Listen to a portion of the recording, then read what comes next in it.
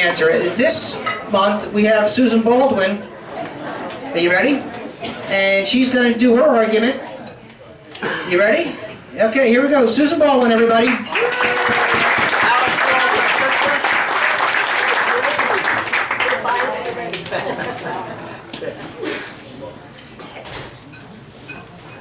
I handed out to everyone, or at least to all the tables, a little blurb that was from a speech by Senator Fulbright back in 1961.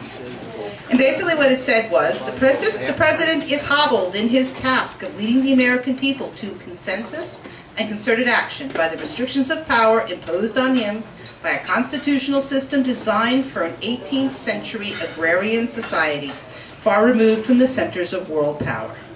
Okay. You notice I highlighted in yellow several words there, consensus and concerted action. I mean, this might sound real nice on the face of it, but let's take this apart. Okay. When he talks about consensus, he's talking about a unified, common, collective by executive action. In other words, this nation speaks as one, and guess who speaks for us? The President. If you're in a country, if as our Constitution guarantees us freedom of speech and freedom of press, this is impossible. You can't have it because as long as you've got freedom of speech and freedom of press, you're going to have a variety of opinions. And then where it says concerted action, well, he's referring to that in an economic sense. In other words, those are catchwords for centralized planning and control under the President. If we have a free market economy with property rights for all individuals, not possible.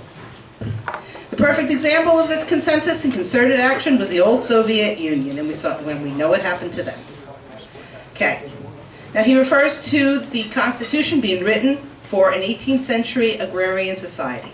Yeah, the United States, the beginning of the 13 colonies, were an agrarian society at the time.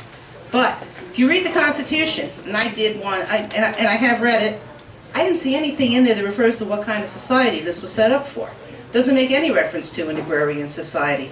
This was designed to limit the scope and powers of government and to guarantee certain rights and liberty. It doesn't matter what kind, if it was an agrarian society, a technological society. Moreover, the Industrial Revolution already was in its infancy at the time, and I'm sure the Founding Fathers knew this. These were forward-thinking men. And they knew too, by limiting government, they released the creative energy. They gave us the industrial economy that had us move from an agrarian to an industrial economy. In an industrial economy, market competition, the free nation's always going to excel. All you have to do is look at our history and all the technological advances that have come down in the last 200 years. As we've seen in recent years, as the controls increase, the creativity decreases, and it gets harder and harder to compete. And militarily, too, this is also carried over that way. History is mostly the account of one authoritarian against another.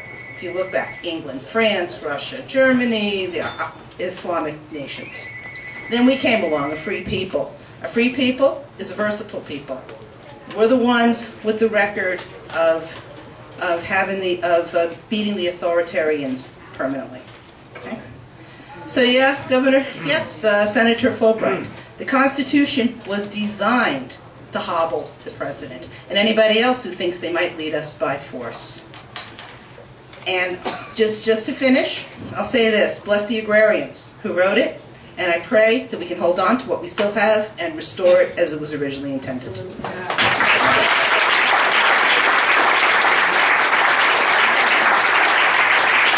Thank you, Susan.